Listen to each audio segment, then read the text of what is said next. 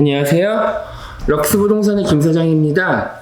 오늘은 제가 얼마 전에 제 지인분한테 좀 상담받았던 내용을 다른 여러분들도 많이 알고 계시면 좋을 것 같아서 제가 이렇게 녹화를 하게 됐어요. 어떤 거냐면 명도예요. 명도 어떤 의미인지는 다들 아시죠? 이제 내쫓는 거잖아요. 우리가 크게 주택, 그러니까 우리가 주거용 건물의 명도가 있고 상업용, 좀 쉽게 말씀드려서 상가 명도가 있는데요. 오늘은 제가 실제로 경험했던, 제가 직접 진행을 맡았던 상가 명도에 대해서 한번 알려드릴게요. 얼마 전에 이제 저한테 전화 문의를 주셨던 지인분도 상가 명도에 대해서 저한테 조금 질문을 주셨거든요. 그래서 같이 한번 이야기를 하고자 합니다.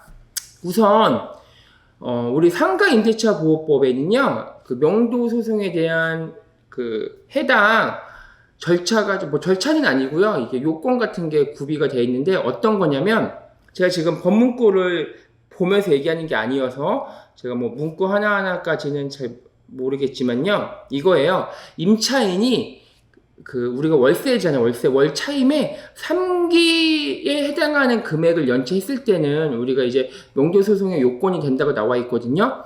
여기서 중요한 게, 우리가 흔히들 좀 착각을 하시는 게 3기 이상에 되는 연체액 금액이에요. 금액. 그러니까 3번을 연체를 했다고, 돈을 안 냈다고 해서 명도소송의 요건이 되는 게 아니고요. 3기 이상에 해당되는 금액이에요. 쉽게 말하면 한 달 월세 금액이 예를 들어서 100만 원이다 이러면은 토탈 3기니까 300만 원이에요. 그러면 3번을 연체를 했으면 당연히 3기 이상이 되는 금액 아니냐라고 생각하실 수도 있지만, 임차인이 사정이 안 좋아서 원래는 월세가 100만 원인데 이번 달은 50만 원만 줬어요. 50만 원, 50만 원, 50만 원, 150만 원이잖아요. 근데 이제 이게 임대인분들 입장에서는 어쨌든 간에 완전 월세를 못 받으셨기 때문에 이것도 3번에 이제 연체가 됐다고 생각하시는 분들이 간혹 계시더라고요. 그래서 횟수로 정해진 게 아니라, 토탈 금액, 3기 이상이 연체되는 금액이 됐었을 때 이제 명도소송의 요건이 된다고 볼 수가 있습니다. 그럼 이제 본격적으로 명도소송을 진행한다고 한번 해볼게요. 가상으로. 근데 이게 우선 전제로 말씀드릴 수 있는 거는, 명도소송은요, 주된 목적이 이거는 제 개인적인 생각이에요. 밀린 월세를 받는다는 목적보다는 임대인분들 입장에서는 이 임차인, 이 상가를 빨리 내보내는 게 목적일 수도 있어요. 내가 금액 받는 거는 포기하고 어찌됐든 간에 이 안에 있는 이 임차인을 빨리 내보낸다라는 게 목적이 일단은 된다는 전제 조건을 먼저 말씀드릴게요. 우리가 일단은 3기 이상에 대한 연체액이 발생됐다고 가정을 해봅시다. 그러면 가장 먼저 그 다음으로 해야 될 게, 보통은 내용증명을 먼저 보내요. 임대인이 임차인 앞으로 내용증명을 보냅니다. 내용증명의 내용에는 크게 별거 없어요. 수신인 발신인이 있고요. 내용에는 연체액이 이렇게 3기가 됐기 때문에 빨리 조속히 돈을 달라, 그게 아니면 나는 여기서 말하는 내가 임대인이죠. 임대인인 나는 이제 법적으로밖에 할 수가 없다. 그러니까 이 법적으로 하게 됐을 때는 변호사님 비용이라든지 법무사님 비용, 그다음에 각종 인지대, 그다음에 그런 소송 비용이 발생될 수가 있잖아요. 그런 부담도 전부 다 임차인 너한테 부담될 수 있으니 빨리 조속히 원만히 합의를 하자라고 내용 증명을 보냅니다. 근데 여기서부터 관건이에요. 이제 여기서부터 내용 증명을 임대인이 임차인한테 보냈잖아요. 이걸 이제 한 큐에 받으면 서로 상관이, 내용 증명을 이제 송달하게 인정이 됐는데, 간혹 가다가 이게 조금 그런 경우에는 안 받아요. 못 받은 걸 수도 있고 안 받는 걸 수도 있어요. 이게 내용 증명을 한 번, 두 번 보냈는데 임차인이 안 받는 경우 또는 못 받으신 경우에는 공시송달이라는 걸 해요. 이미 여기서부터 이미 한 달, 두 달의 시간이 이미 소요가 돼요. 그러면 나는 지금 임대인은 지금 월세를 못 받은 지 벌써 3기가 됐다는 가정이잖아요. 3기가 안 됐는데 내용 증명 보내고 내용 증명이 한 번, 두 번 안 돼서 공시송달까지 했어요. 벌써 여기서 이제 한두 달이 걸립니다. 내용 증명을 임차인이 받았다고 해요. 그러면 벌써 한 4달, 5달이 흘렀죠. 이제부터 이제 명도소송, 이제 본안소송을 하게 되는데, 보통은 명도소송을 하기 전에 같이 하는 게 있어요. 점유 이전 금지 가처분이라고, 그것도 역시 그 소송이기 때문에 점유 이전 금지 가처분까지 같이 해요. 이게 뭐냐면 이게 내용이 좀 복잡할 수 있는데 제가 그냥 간단하게 설명을 드릴게요. 명도소송은 임대인이 현재 점유자를 상대로 이제 여기 월세가 밀렸기 때문에 나가라, 그냥 쉽게 설명드릴게요. 그냥 무식하게 너 나가라 이렇게 하는 소송인데, 현재 점유자에 대해서 이제 소송을 하고 그 집행관들도 와서 이제 나가라고 하는 건데요. 그러면 아니 굳이 뭐 현재 임차인이 점유자이지 않느냐라고 생각하실 수도 있는데, 이게 아닌 경우가 있어요. 근데 이게 생각보다 아닌 경우가 많습니다. 어떤 경우냐면, 내가 임대인이 아니고 내가 현재 임차인이라고 해봐요. 내가 임차인인데 내가 이미 월세도 밀렸어. 월세도 밀리고 뭐 내용 증명도 대충 받았다고 해봐요. 알아. 곧 있으면 임대인이 나를 상대로 이제 명도소송 들어올 게 뻔해요. 그러면 이제 어떻게 하냐면 또 다른 임차인을 구해요. 그러니까 뭐 예를 들어서 뭐 딸사라든지, 원래 이거는 임대인의 이제 허락 컨펌을 구해야 되는데 당연히 안 하죠. 이미 뭐 그런 상황이 됐기 때문에. 그래서 또 다른 이제 임차인을 뭐 어찌저찌 해서 대충 맞춰가지고 나는 여기서 퇴거를 하고 제 3자가 들어서 여기서 뭐 장사를 하고 있건 뭐라든지 간에 하고 있다고 해봐요. 그러면 어떤 일이 발생이 되냐면, 예를 들어서 점유이전 금지 가처분을 하지 않고 바로 명도소송 그 본안으로 갔다고 해서 가면 이제 그 집행관이 와서 물어봐요. 너 누구 맞아요? 임차인? 그러면 아닌데요. 저는 그 임차인이 아니고요. 전 제 3자예요. 뭐 이런 식으로 얘기하면 복잡해져요.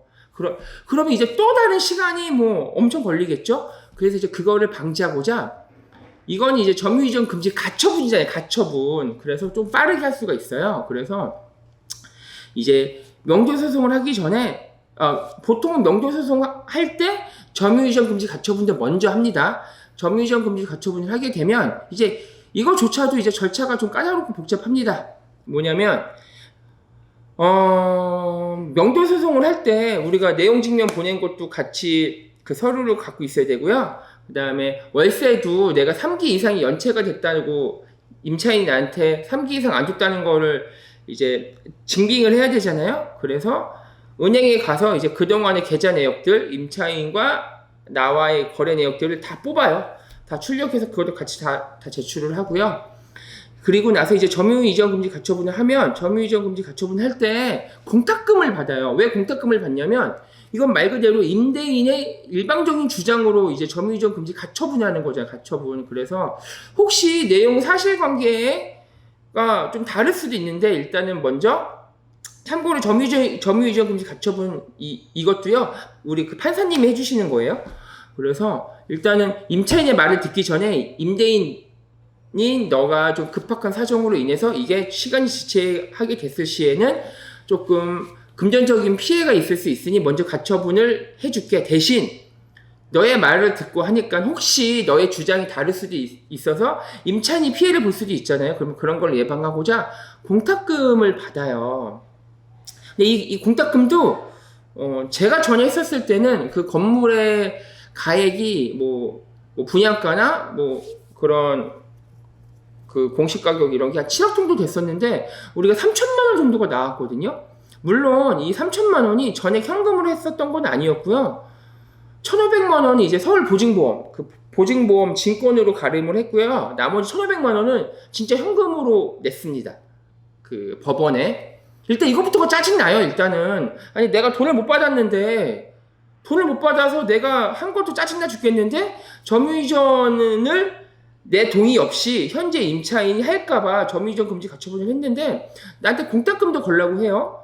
공탁금 거는 것도, 이 3천만 원 중에 1,500만 원은 이 보험증권을 가름하는 건데 이 보험증권도 돈을 내요. 왜냐면은 우리가 SGI인데 서울보험, 뭐 제가 명칭이 지금 정확하게 잘 생각이 안 나는데 서울보증보험에서 이런 걸 공짜로 해주는 게 아닐 거 아니에요. 뭐 10얼마 20얼마 내고 또 1,500만 원은 내가 내 돈 갖다가 이제 법원에 냈어요. 그러면 이제 점유이전 금지 가처분이 받아들이면 해당 내가 냈던 그 해당 관할 집행관 분이시랑 이제 뭐 제가 대리를 맡겼던 뭐 변호사님이나 그 법무사님, 왜냐면 증인이 필요하거든요.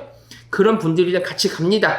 이제 같이 가서 이제 우리가 흔히 TV에서 많이 보는 뭐 그 빨간 거랑은 달라요. 이게 벽에다가 점유이전금지 가처분이 됐다. 그리고 뭐 법원에 뭐 누구의 그 허가 없이는 요만한 종이 하나 붙이거든요. 종이를 맘대로 뗄 수가 없다라고 이렇게 그런 종이를 붙여요. 왜냐면 이 종이가 있으면 현재 이제 월세를 밀렸던 임차인도 제3자 누군가한테 무단으로 점유 이전을 하려고 해도 그 벽에 붙여 있을 거 아니에요. 그러면 이 점유 이전을 받으려고 했던 사람도 여기에 지금 문제가 있는 거구나라고 하고 안 받고요. 설사 그거를 무시하고 생각을 받았더라도 그 나중에 들어온 사람은 보호를 못 받습니다. 왜냐면 점유이전 금지 가처분이 여기 돼 있기 때문에 보호를 못 받고, 그러니까 한마디로 현재 임차인을 여기 꽁꽁 묶어두고 이제 내가 명도소송을 진행을 하겠다는 얘기예요.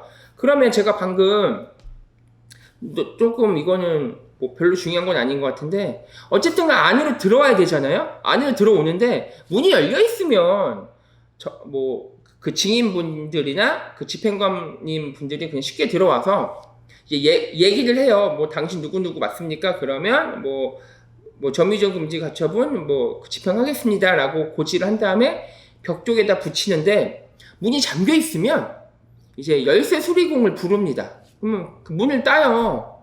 근데 열쇠 수리공 분이 공짜는 아닐 거 아니에요. 그러면 이 돈을 또 누가 주느냐? 짜증나겠지만 임대인분이 일단 돈을 먼저 줘요. 정말 짜증나죠? 여기까지 얘기 듣는 것부터가 일단 짜증이 나요. 그래서 돈을 먼저 줘요. 왜냐면 나중에 그 소송 비용으로 다 청구를 할 수 있기 때문에 뭐 나중에 말씀드리겠지만 뭐 청구해도 제가 봤을 땐 거의 못 받을 것 같은데 일단은 청구했죠. 그래서 점유이전 금지 가처분까지 인용이 됐어요. 그리고 이제 동시에 명도소송이 이제 진행이 될 거 아닙니까?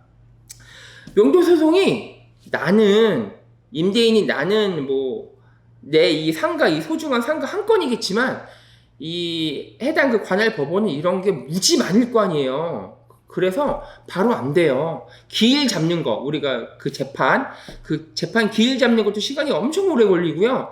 잡혔다 치더라도 그냥 깔끔하게 출석하는 날이 있을 거 아니에요. 그러면 나도 출석을 하고 임차인분이 출석을 안 해버리면 그냥 깔끔하게 그냥 딱 끝나겠지만 또 임차인분도 또 출석을 하셔가지고 나는 사정이 이만저만해서 이렇게 됐다 이러면 사건이 벌써 길어지게 되잖아요. 근데 제가 했던 그 경우에는 저는 이제 그 법무사님이랑 같이 했는데 점유이전 금지 가처분을 딱지를 붙이고 나서부터 재판 기일에 출석할 때까지 한 4달 정도 걸렸던 것 같아요. 이게 바로 안 돼요. 그러니까 그 사이에 이 임차인분이 나한테 월세를 주느냐? 안 주죠. 정말 더 피말리고 더 짜증나는 거 뭔지 아세요? 여러분? 임차인분이 그냥 여기서 그냥 영업을 합니다. 그냥 해요. 진짜 영업을 해요.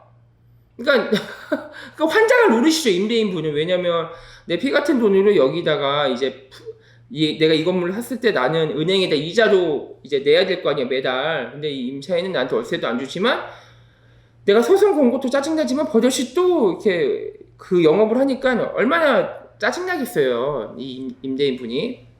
참고로 저는 지금 임대인분 입장에서 말씀을 드리는 거예요. 또 이 영상을 보시는 우리 임차인분들도 나에게 내가 못 주고 싶어서 못 주냐, 내가 사정이 있는데 충분히 그러실 수 있잖아요. 그래서 제가 그건 다음에 다시 한번 찍을게요. 왜냐면 그거에 대한 것도 제가 직접 겪은 게 있기 때문에. 그래서 저는 지금 어디까지는 이제 명도소송이니까 이제 이 임대인분 입장에서 말씀을 드리는 거잖아요.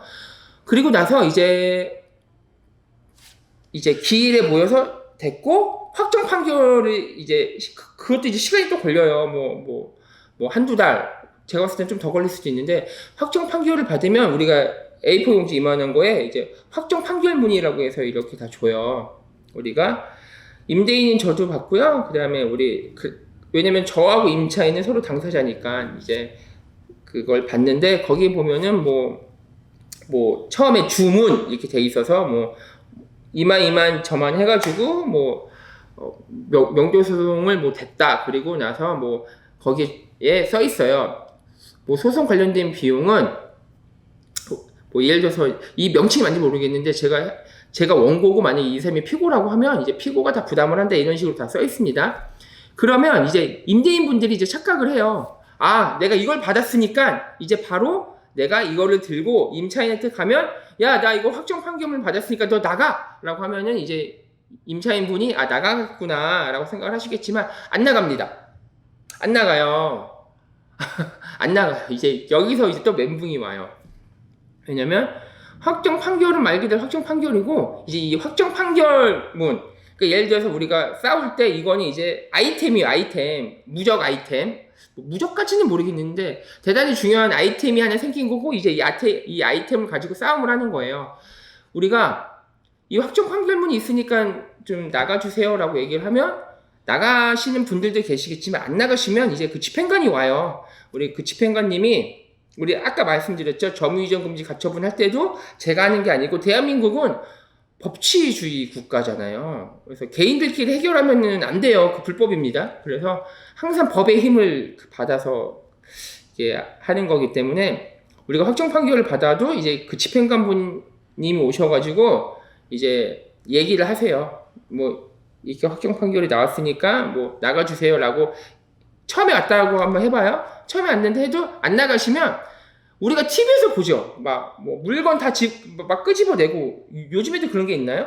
근데 요즘은 그런 거 못해요. 이게 말로 얘기하시고요. 그 다음에 이제 뭐, 일정 시간을 준 다음에 또 옵니다. 2차. 왜냐면 요즘에 워낙 뭐, 그런 거 있잖아요. 뭐, 너무 세게 하면은, 말이 좀 조심스러운데 뭐, 인권도 있고 우리 그 임차인 분들도 어쨌든 간에 이게 그 생계이기 때문에 쉽사리 그렇게 강하게 못 나가요. 이렇게 해서 또 뭐 3번 이렇게 와서 어찌됐든 간에 여기서 이제 뭐 명도가 돼서 이 임차인 분이 그 나간다고 해볼게요. 아, 저 다 끄집어 나고 나갈게요. 이렇게 해서 나가면 시간은 대략 뭐 짧으면 반년. 근데 제가 봤을 땐 반년에 될 것 같지는 않고 뭐 1년 심지어는 더 그 이상. 그 사이에 임대인분은 이제 굉장히 짜증나고 피말리죠. 왜냐면 내가 그동안의 이자는 내가 명도소송을 했다고 해서 내가 대출받은 은행도 임대인 사장님 너가 이제 명도소송을 하는구나. 그러니까 내가 이자를 멈춰줄게 라고 때렸다 죽여도 안 해요. 은행이 어떤 곳인데. 아마 은행은 전쟁이 나도 이자를 계속 청구할 것 같긴 한데 일단 상황이 그래요. 그러면 여기까지가 명도의 해피한 모습이에요. 그나마 뭐 중간에 뭐 이런 거 저런 거 없이 해피한 모습이고 제가 한 2가지 정도 제가 이제 좀 더러운 케이스를 말씀드릴게요. 어떤 경우냐면 명도소송이 됐는데 명도소송하는 중간에 임차인분의 집기들이 있을 거 아니에요. 집기들이 내가 돈 주고 산 것도 있겠지만 리스한 것도 있어요. 뭐 매월 리스 회사에다가 뭐 돈 주고 뭐 왜냐면 뭐 집기들 중에는 뭐 사무용 이런 거 요즘에는 여러분 사무용 가구들도 리스하는 경우가 있습니다. 책상, 컴퓨터, 스피커 이런 걸 리스해주는 데가 있어요. 뭐 그런 것도 있을 수 있고요. 뭐 예를 들어서 뭐 되게 비싼 기계들 같은 거 있을 수 있잖아요. 그러면 이런 것들은 임차인분께 아니에요. 임차인분께 아니기 때문에 간혹 가다가 이제 그럴 수가 있어요. 이제 명도한다는 그 소식을 듣고 그 기계 또는 이런 비품들, 이런 원주인분들이 있을 거 아니에요? 원주인분들이 와가지고 이거는 내 거니까 명도소송 하는 임대인 너 의지는 너 의지대로 하지만 이거는 나도 아직 대금을 못 받았기 때문에 이 자리에서 건들지 말아라. 이러면 이제 정말 피곤해지는 거예요. 이러면 저는, 그러니까 제가 말한 케이스가 딱 이 케이스였거든요. 그래서 저는 뭐 어찌저찌 해서 해결을 했는데, 이런 경우가 이제 정말 짜증나는 케이스고요. 또 하나, 임차인분이랑 임대인분이랑 소통이 돼서 해서 나가면 상관이 없는데, 임차인분이 행방불명일 수도 있어요. 그러니까 한마디로 야반도주 했을 수도 있고요. 이런저런 짜증나는 일이 있을 수 있잖아요. 이러면, 명도소송 확정 판결이 됐어도요. 나는 이 안에 집기들 있죠. 이 집기들을 내가 내 마음대로 처분할 수가 없습니다. 이게 정말 개짜증나는 거예요. 제일. 이러면 이제 어떻게 해야 되냐면 법원에다가 이제 내가 신청을 해요. 내가 확정 판결 다 받았죠. 나는 내가 확정 판결 받았으니까 다 버릴 수 있다고 생각을 하겠지만 그거 안 돼요. 그래서 내가 법원에다가 이만저만해서 이제 이 안에 이런저런 집비들이 있는데 이런 거는 더 어떻게 해야 돼요? 라고 얘기하면 컨테이너 있죠. 그 법원에서 이제 컨테이너도 지정을 해줘요. 그러면 일단 여기다가 다 맡겨놨다가 나중에 뭐 그 공매 처리를 할 수도 있고 그렇게 해서 얻은 비용을 뭐 나한테 먼저 뭐 충당을 할 수 있다 뭐 이런 식으로 얘기를 하는데 여기서 짜증나는 거는 이 컨테이너 이 비용 맡기는 거 있잖아요. 이거 역시 비용 부담을 누군가 해야 될 거 아니에요. 왜냐면 모든 거는 다 공짜가 없어요. 이 비용을 그러면 과연 누가 하느냐? 한번 생각해 볼게요. 법원에서 비용을 내줄까요? 미치지 않고서 그럴 수 없겠죠. 임차인 내야 되는데 지금 임차인이 연락이 안 되기 때문에 내가 지금 보관을 하는 건데 그럼 결국엔 누가 있어요? 내가 있죠. 임대인. 그러니까 나는 점유이전금지 가처분에서 공탁금도 내, 송달료, 그럼 각종 소송 비용, 뭐 법무사님이나 변호사님을 이제 이용을 했기 때문에 이제 거기에 관련된 비용도 내, 은행 이자도 계속 나가, 그리고 이제 그 컨테이너에다가 이 비용도 다 내. 정말 짜증나죠? 다 짜증나지만 더 짜증나는 거는 이 비용을 나중에 온전히 내가 임차인분한테 받을 수 있느냐? 그건 또 다른 문제입니다. 제 경험상 뭐 일정 부분 왜냐면 이제부터는 이제 민사로 해결을 해야 돼요. 내가 이 사람한테 따로 글쎄요. 이미 나는 뭔가 마음이 지쳤죠. 뭔가 마음이 지쳤는데 여기서 또 뭔가를 한다는 건 쉽지 않아요. 그래서 그것도 빠르게 된다는 가정하에 뭐 6개월에서 1년 사이면 굉장히 빠르게 안 될 것 같은데 정말 힘들죠. 벌써 얘기를 하는 것만으로도 힘들어요. 그러니까 저는 어떻게 조언을 하냐면 이런 상황이 되냐면 그냥 우리 임대인 분께 이런 얘기를 합니다. 이런 상황이 발생될 것 같으면 소송하지 마시고 뭐 어쩔 수 없으면은 뭐 법무사님이나 변호사님한테 소송을 하시는데 그게 아니시면 원만히 합의를 해라. 내가 돈을 이사비용 주고 뭐 어떻게 할 테니까 제발 나가달라. 제발. 소송하면 서로 피곤해요. 서로 개짜증나고. 그러니까 소송을 하게 되면 누구 하나 위너가 없어요. 뭐 이거 이 소송을 맡는 분은 뭐 위너가 될 수 있겠죠.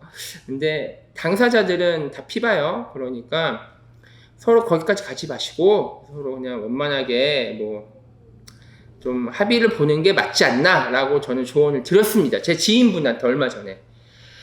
네, 제가 오늘은 좀 우울한 얘기, 명도 소송 얘기를 해봤는데 저는 뭐 변무사도 아니고 변호사도 아니에요. 그냥 저는 이런 부동산을 중개하는 공인중개사로서 제가 실제 겪었던 일을 좀 얘기를 해봤는데요. 어떠세요? 되게 피곤하시죠? 얘기를 듣는 거 와중에도. 그러니까 너무 비싼 월세만이 답은 아니라고 생각을 합니다. 그냥 좀 적당하게 이렇게 합의가 할 수 있으면 좋겠고요. 네, 오늘 얘기는 여기까지고요. 그럼 지금까지 검달 럭스부동산의 김 사장이었고요. 다음에는 더 재밌고 유용한 얘기도 돌아오겠습니다. 네, 감사합니다.